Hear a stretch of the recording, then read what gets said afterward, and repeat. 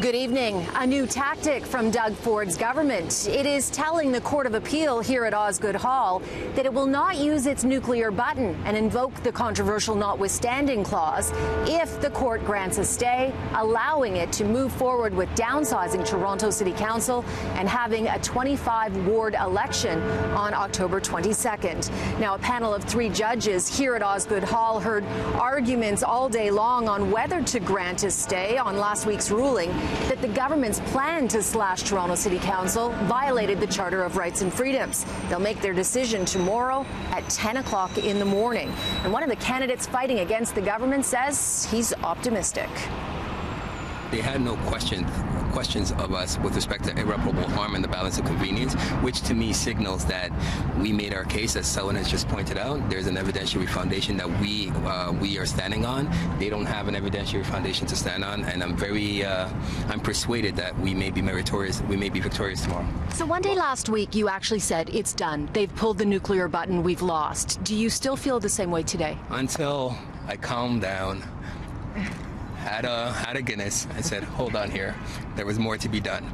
And there is actual authority for the fact that what you're doing is unconstitutional. The province brought the motion to stay, and they didn't provide any evidence as to the sorts of things that a court would normally require to grant the stay. I mean, they really, I think what they did was they held the court hostage. They said, either you grant the stay or we're going to bring in Bill 31. If you grant the stay, then we won't.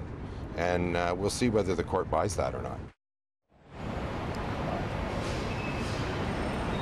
The province argued not granting a stay will cause further election chaos. Lawyers against the stay, who represented candidates, says it's the government that created the chaos in the first place and unfair to interrupt an election midway through.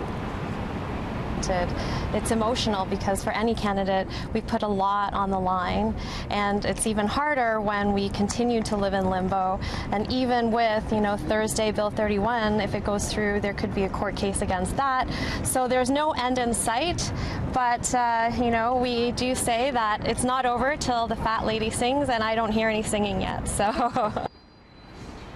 But it seems no matter what the Court of Appeal decides, the uncertainty in the upcoming election will be far from over, because the government is also asking for an appeal to be held after the October 22nd election. So if they win the stay and go ahead with the 25-ward election, but then lose on appeal, then the whole election can be deemed invalid.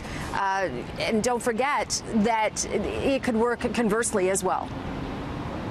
Aren't we just in for a mess no matter what happens? I have already indicated that come what may, on October 22nd, there will be likely a class action lawsuit pursuant to Section 83 of the Municipal Election Act to invalidate this election as controverted.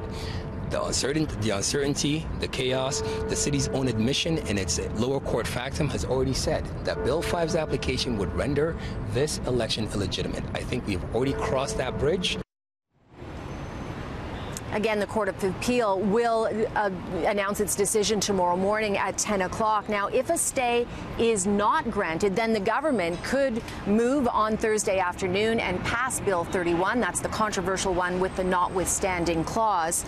Again, a decision on that, it's likely scheduled to pass on Thursday afternoon. But the city and candidates, well, they're promising to challenge that in court as well.